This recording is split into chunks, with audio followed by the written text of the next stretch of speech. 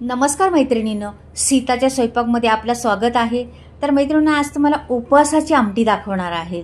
तर फार उत्तम लागते उपवासाची आमटी। साध्या सोप्या पद्धतीत आहे पण फार उत्तम आहे। तर नक्कीच पहा। प्रत्येक वेळेस आपण वेगवेगळे पदार्थ उपवासाचे करत असतो पण कोणी काही आमटी दाखवली नसणार आहे। तर मी तुम्हाला आज आमटी दाखवणार आहे उपवासाची। फार सुंदर खरं म्हटलं तर तुम्ही उपवासाला खा, नसला उपवास तरी चालू शकते, म्हणजे कधीही खाऊ शकता तुम्ही। पण ही उपवासाला पण चालती, न उपवास धरणारे असतात त्यांना पण चालती। अशी ही आमटी मधुर आणि खूप टेस्टी लागणारी, नक्कीच करून पहा। तर आता मी इथे शेंगदाणे घेतलेले आहे वाटीवर आणि ह्याला मी असं भाजून घेणार आहे। पहिली शेंगदाण्याला मस्त अशी खरपूस मंद आचेवर भाजून घ्यायचे शेंगदाणे पहिले। तर हे मी छान असं हलवून घेते आणि वेळ नाही लागत, त्याला पटकनी होतात। मैत्रिणींना रेसिपी असे असतात ना सोप्या साध्या माझ्या, तर नक्कीच संपूर्ण व्हिडिओ पाहत जा तुम्ही। आणि लाईक आणि सबस्क्राईब नसेल केलं तर जरूर सबस्क्राईब करा आणि लाईक करा।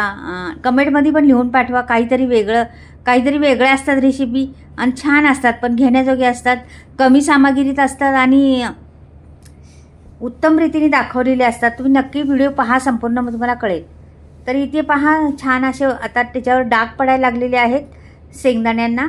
आता मी हे काढून घेणार आहे। पहा बघा, तुम्ही दिसतंय तुम्हाला डाग पडतात थोडे छोटे छोटे असे। तर अशा रीतीने मी ते शेंगदाणे भाजून बाजूला करून घ्यायचे। आता त्याच्यात मी बंद केलेली आहे गॅस आणि आता ह्याला मी बाजूला करणार आहे। ताटात घ्यायचे एका ओतून किंवा दुसरं कुठल्याही भांड्यात घेतलं तर चालेल। हे पहा, तर तुम्हाला सोलून दाखवते। पहा सहजरीती निघतात दाणे, त्याचे साल, त्याच्यामुळे अशा पद्धतीने त्याचे अगदी सहज निघतात। पहा एवढेच भाजायचे, जास्त करपायचे नाही किंवा काहीच नाही। तर मी काढून घेते आणि ह्याला मी आता खलबत्त्यात कुटून घेणार आहे, म्हणजे जरासं साल काढणार आहे, फक्त तेवढंच करणार आहे। खलबत्त्यात कुटल्यामुळे काय होतं, पटकनी साल निघते, म्हणून मी खलबत्त्यात कुटणार आहे। आता हे सर्व मी ह्याच्यात घेते करून आणि ह्याला जरासं थोडंसं डवसलं ना त्यांनी खलबत्त्यात लगेच साल निघते। तर मी हे संपूर्ण झाल्यावर तुम्हाला दाखवते। थोडं डवचायचं, जास्त डवसलं ना लगेच साल निघते त्याची, पटकनी उडतात पण ते ना। तर हे बघा, आता मी साल काढून झाली का दाखवते। बघा सर्व साल काढून झालेली आहे आणि हे बघा छान निघाली आहे साल त्याची। आता मी हे मिक्सरमध्ये टाकून देते।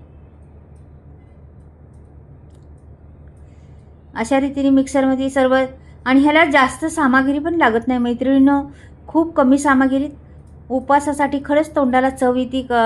आपण त्याच्यात ते खिचडी बरोबर बी खाऊ शकता, बटाटे म्हणजे कशाबरोबर बी खाऊ शकता। हे आपण उपवासाच्या भाकरी केल्या, उपवासाची इडली केली, काही पण उपवासाचं करा त्याच्याबरोबर हे खाऊ शकतात। 4-5 मिरच्या टाकते त्याच्यात। आता मी जास्त करणार आहे तर लक्षात ठेवा, तर बरेच करणार आहे आणि ती पातळ आमटी करायची एकदम। ह्याच्यात तुम्हाला वाटणात जिरं घालायचं तर घालू शकता, नाही घालायचं तर नका घालू, काही नाही प्रॉब्लेम। आता ह्याच्यात मी पाणी घालणार आहे, एक चांगलं वाटी भरून पाणी घालणार आहे आणि हे वाटून घेणार आहे। आता मी काहीच नाही घातलं ह्याच्यात, तुम्हाला जिरं टेस्ट वाटायचं असलं तर टाकता, मीठ फक्त मिरची घेतली आणि शेंगदाणे। आता इथं मी जिरं फोडणीला घालणार आहे। फोडणीला भाजले जातं जिरं आणि मग चव छान येते, म्हणून फोडणीला घालते। इथे जिरं घातलेले। आता तुम्ही तेल वापरू शकता, उपवासाचं तेल पण असतं, नसलं तर तुम्हाला थोडंसं साजूक 1 चमचाभर साजूक तूप घातलं ना तरी चालेल, कारण की उपवासासाठी बनवतो ना आपण। नाही तर तुमच्याकडं लोणी असलं तर लोणी घातलं तरी चालेल। 1 चमचाभरच मी साजूक तूप टाकलेलं आहे। ह्याला फुलून द्यायचं मात्र छान, जिरं आहे ना मस्त फुलून द्यायचं, नंतर पुढची प्रोसेस करायची आपल्याला।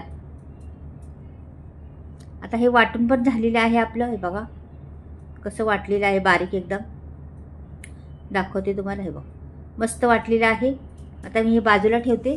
आता पहिलं 2 मिरच्या होत्या त्याचे तुकडे करून मी ते टाकलेले आहे त्याच्यात। छान अख्ख्या मिरच्या, मध्ये खायला पण कोणाला लागल्या तर खाऊ बी शकता, नसले खायचे तर काढून टाकता येतात, म्हणून 2च मिरच्याचे 4 तुकडे केलेले आहेत आणि ते टाकलेले आहे। इथे थोडीशी कोथिंबीर टाकायची, कोथिंबीरीने स्वाद छान येतो। तुमच्याकडे नसली खात तर मैत्रिणींनो उपवासाला नका टाकू। आणि दुसरी गोष्ट, जिरं पण नसलं खात तर नका टाकू. आता आमच्याकडे खातात आणि बरेच लोक खातातच. आता हे झालेलं आहे, हे मसाला वाटलेला आहे ना आपण, शेंगदाणे आणि मिरच्या हे सगळ्या ओतून टाकणार आहे त्याच्यात. ह्याला सोपी पद्धत आहे, अवघड नाही काही. म्हणून मग कमी सामग्रीत फक्त मिरची आणि शेंगदाणे घातलेले आहेत. पहा आता पुढे आणखीन एक जिन्नस घालणार आहे पुढे गेल्यावर मी. तुम्ही पहा जरा काय घालणार आहे. आता मला करायचे 5-7 माणसांचं 8 माणसांचं झालं पाहिजे एवढं. एवढ्यांना पुरलं पाहिजे एवढं करणार आहे मी. ह्याचे पातळ करायचे एकदम, त्याचं घट्ट करायचं नाही. त्याचं एकदम असं पाण्यासारखं पातळ झालं तरी चालेल, असं पातळ करायचं. मीठ टाकायचं चवीनुसार त्याच्यामध्ये आणि अजून पाणी टाकणार आहे मी. पहा, पण हे उपवासाला भारी लागतं आणि उपवास नसले वरईच्या भाताबरोबर मी मस्त लागतं. खिचडीवर टाकलं तरी मस्त लागतं, बटाट्याची भाजीवर टाकलं तरी मस्त लागतं, किंवा रताळी उकडली त्याच्यावर टाकलं तरी मस्त लागतं. कशावर बी खाऊ शकता तुम्ही. आणि उपवासाच्या भाकरी केल्या त्याच्याबरोबरही खाऊ शकता. म्हणजे अशा अनेक ठिकाणी हा चालू शकतो. म्हणून तुम्हाला आमटी दाखवलेली आहे. कधी पण चालू शकतं. नवरात्रीमध्ये तर भरपूर लोक अशा पद्धतीचं खातात, का की हे कशावर पण चालतं ना. म्हणजे घरातल्या माणसांना पण होतं आणि आपल्याला उपवासाला पण होतं, असं करतात लोक. त्याला घरामध्ये पण सर्वांना होईल खायला आणि उपवासाला पण होईल, दोन्ही कामं होतात. का की हे एवढं टेस्टी लागतं ना, घरातली लोक आवडीने खातात. आता एक बटाटा उकडलेला आहे माहिती, तो टाकते त्याच्यात मी. म्हणजे बटाट्याने काय होतं, चव तर येतीच पण थोडासा घट्टपणा ग्रेव्हीपणात पैदा होतो. म्हणून थोडंसं टाकायचं, चव भरपूर येते त्याला, बटाट्याला आणि त्या आमटीला मस्त चव येते. आता ह्याला उकळी येऊन द्यायचं, जास्त काहीच करायचं नाही. अगदी 2 मिनटं ठेवायचं, उकळी येऊन द्यायचं का झालं आपलं. मीठ टाकलं चवीनुसार आणि छान उकळी काढायची त्याची. एक उकळी काढली का बास झाले. याला जास्त वेळ लागत नाही शिजायला किंवा काहीच नाही. मस्त एक उकळी घ्यायची का झालं आपलं तयार. हे बघा झालेली आहे, उकळी घेतलेली आहे मी. गॅस पण बंद केला होता आणि आता काढून दाखवते तुम्हाला. मस्त झालेलं आहे आणि व त्याचा खमंगपणा पण सुटलेला आहे, त्याच्यामुळं मस्तच आहे. हे वाटेने पिऊ शकता तुम्ही आणि हे भाकरीबरोबर कुस्करून बी खाऊ शकता. म्हणजे हे भातावर, आपल्या पांढऱ्या भातावर पण खाऊ शकता, हे कशावर पण खाऊ शकता. हे पहा आता मी काढून घेते प्लेटमध्ये.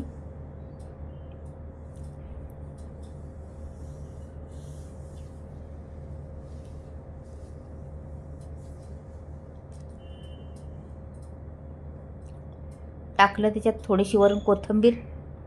ही झाली आपली उपवासाची आमटी तयार.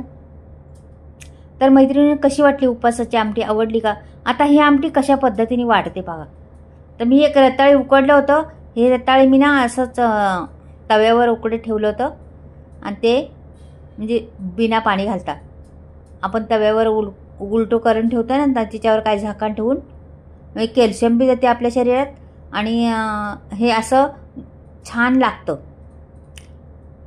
म्हणजे असं आपण उकडलेलं आणि हे भाजलेलं ह्याच्यात खूप फरक आहे, खूप टेस्ट ह्याला येते.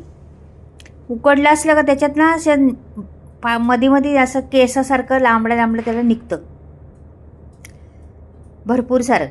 तसं ह्याच्यात बिलकुल निघणार नाही. रताळ्याचे मी काप केलेले आहेत आणि आता रताळ्याच्या कापात मी हे ओतणार आहे. हे चमच्याने खा तुम्ही रताळ्याच्या कापात ओतून, ह्याची टेस्ट भारी लागते. गोड रताळे असतात आणि हे तिखट असतं, आंबट म्हणजे गोड आणि तिखट. ह्याचा मिलापा झाला ना तर खूप टेस्ट आणखीन वाढते. आणि कसं वरईच्या भातात पण छान लागतं. आता खिचडीमध्ये पण खातात लोक, खिचडीमध्ये टाकून ते आमटी खातात अशी चमच्याने. तर ते पण दाखवते तुम्हाला. मी खिचडी पण बनवली आहे, एकादशी आहे आज, त्याच्यामुळं अनेक प्रकार होतात घरामध्ये. तर खिचडी पण झालेली आहे. आता खिचडीत पण असं टाकून द्यायचं. म्हणजे पहा तुम्ही कशावर पण खाऊ. वरईचा भात असतात त्याच्यावर बी टाकू शकता. ह्याला कोणी मिसळ पण म्हणू शकतं, उपवासाची मिसळ. ह्याच्यात बटाट्याचा किस टाकला ना तर मिसळ तयार होते. म्हणून मी आता तुम्हाला सांगितलं आमटी, पण ही ह्याच्यात अनेक प्रकार तयार होतात. अशाच पद्धतीचं करायचं, फक्त बटाट्याचा किस वरून टाकला का झाली मिसळ तयार. तर मैत्रिणींना आवडलं तर नक्कीच लाईक करा, माझी आमटी कशी वाटली सबस्क्राईब करा आणि कमेंटमध्ये लिहून पाठवा कशी वाटली, तीन कुठून पाहताय ते पण लिहून पाठवा. चला बाय, परत भेटूया.